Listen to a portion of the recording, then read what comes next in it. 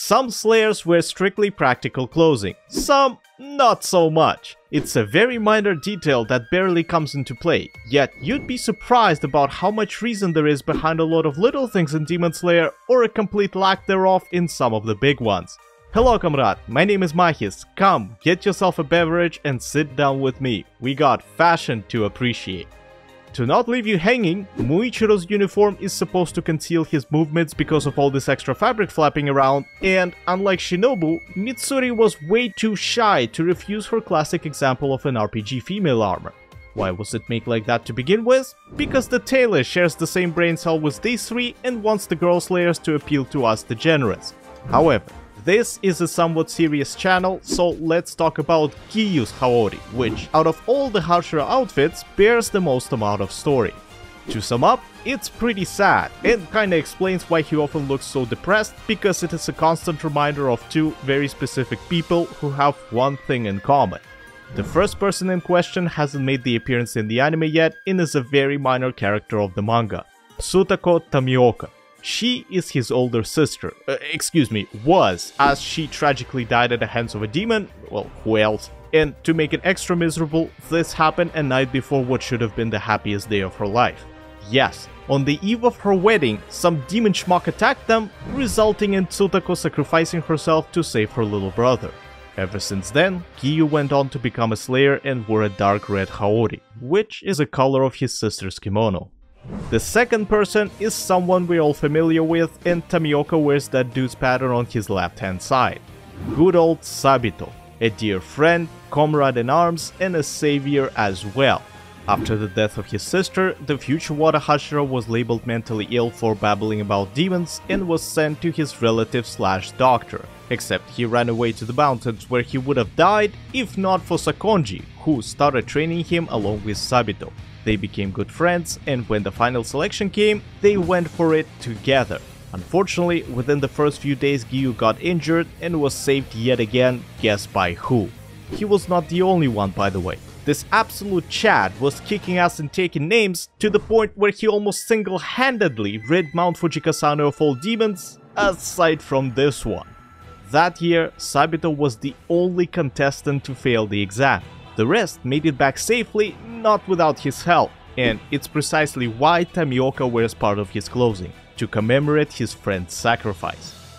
On the topic of dead characters, this was not stated or even explored in the show, but apparently spirits of the deceased are a thing and we've seen them on multiple occasions. Like these two just show up in his time of need, train the shit out of him for 6 months and refuse to elaborate. Then there is Rengoku's mom, Tanjiro's family interacting with both him and Nezuko. There doesn't seem to be much consistency here. Well, maybe not for Western people, as this all can be explained with Shinto, one of the two biggest religions in Japan, which I'm not an expert on by any stretch of the imagination.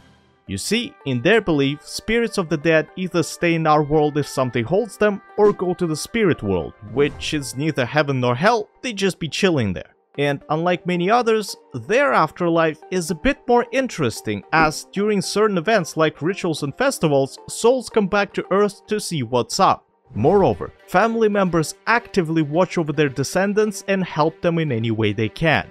It's not much, all things considered, yet some situations start to clear up now. Kiya talking to Nezuko and Hanako reminding Monjiro to breathe. Both happened while the latter was unconscious or very close to it, which would make a lot of sense, as this is the closest state to dying and subsequently the closest you can get to spirits without special rites.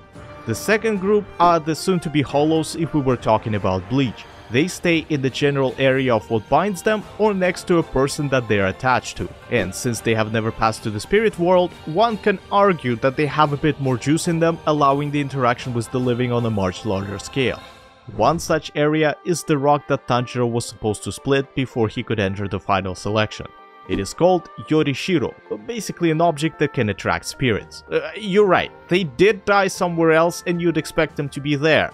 However, they did spend a lot of time with Orokodaki and he himself grieves a lot about them, which, in combination with the rock being a sort of test, explains why the students are hanging out there. Oh, and one more thing. Remember the 6 Muppets from his subconscious? I wonder if that has something to do with his dead family. Father, mother, 3 bros and 1 sis. That's 6 members total. Let me know what you think about that in the comments. Alright, enough doom and gloom for now. I have a strange coincidence for you. Every handsome person in the show wears some sort of mask. Okay, yes, there are many beautiful men here, yet only a few are specifically described in a certain way. For example, Inosuke is a borderline Disney princess and he happens to wear an animal mask. Is this a result of his face not being exposed to the elements? I don't think so. He's naturally pretty and there is that. Another one is Haganesco of all people. You can say all swordsmiths always have a mask on to conceal their identity, but that doesn't contradict my little theory. He rolled impressively well on the genetic lottery and he has his face covered 99% of the time.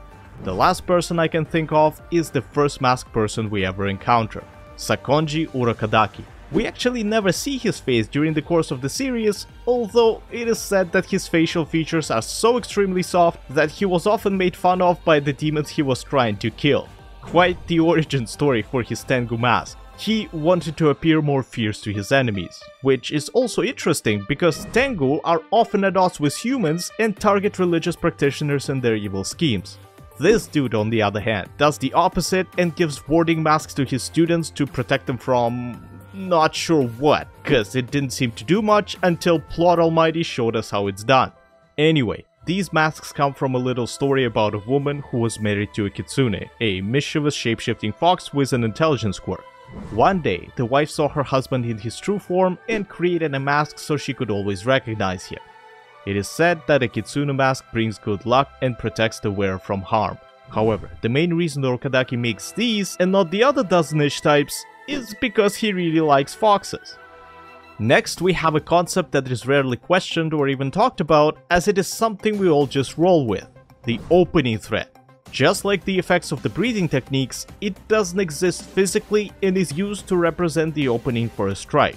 During his combat training with Makomo, Tanjiro learned to use many of his skills in tandem with his ever-growing experience to find and visualize a weakness in his enemy's defense. We've seen it in action multiple times against Sabito, Hand Demon, Hyogai, when all of a sudden Rui pulled an Aizen on him by throwing a wrench at his main character moment and stopping a hypo ST.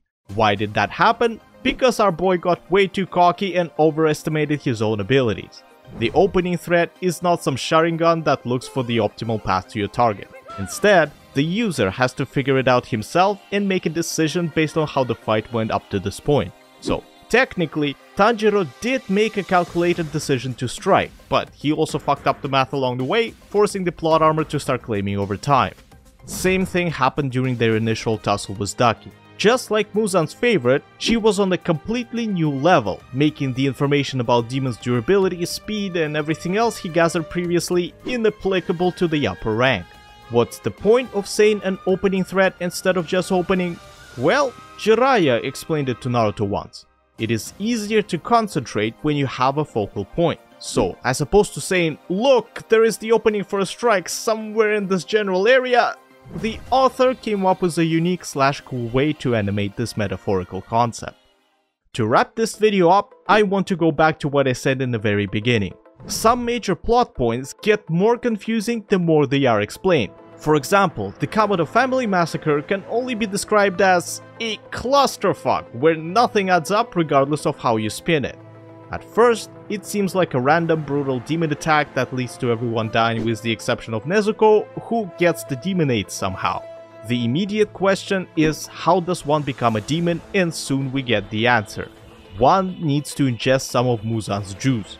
Okay, cool, so he pulled up, killed 5 people and turned one into a demon just for shits and giggles. However, now we have another question. What was he doing in the middle of a goddamn nowhere if he prefers to hide among humans? Let's look at some of the crucial pieces of information we have about the Demon Daddy. He says that he would rather not create more of his kind if he doesn't need to, and the 2 reasons he does, well, it's one reason, but there are 2 ways of getting there. Fighting a blue spider lily or spawning a demon that will conquer the sun, both of which he will later incorporate into his body, making him perfect. Great, now that we know what he is looking for, it is reasonable to assume that Tanjiro's family has a connection to either of those, given the length he went to reach them. How did Muzan know that? I don't know, but the way he worded this particular line implied that he somehow did, and this is what keeps me up at night. If they were all given a generous amount of his blood, why did they not disintegrate, and why was Nezuko the only one to turn? She might have been the right age, Muzan might have changed the amount of blood he gave, mutation. It's anyone's guess really, considering that Muzan himself became a demon due to some medieval fuckery. Still, those who are unable to withstand his body-altering advances fall apart in seconds, meaning that all family members did have some capabilities similar to Nezuko. Here's where this theory has a bit of a hiccup. Kiya is not related to Tanjiro, so unless she is Yorichi's kin, she would have disintegrated regardless. Secondly, if this imbecile was looking for mutations, why in the world did he not realize that this is not what usually happens to the victims of his transfusion? He should have immediately picked up that not only Nezuko is still alive, but the rest aren't rapidly decaying, meaning that he should take them to the Infinity Castle to Mayuri the shit out of them. I said it before, but damn it, I'll say it again. The more I look into Muzan, the dumber he appears. Literally nothing this man-ish does makes any fucking sense. And as much as there are reasons for a lot of little things in this show, I wish someone like the big bad was explored in more detail. It was I, Mahis, breaking down into the microphone. Check out Discord and Patreon in the description if you like. Otherwise, have a great whatever time of the day you have. Until next time, cheers.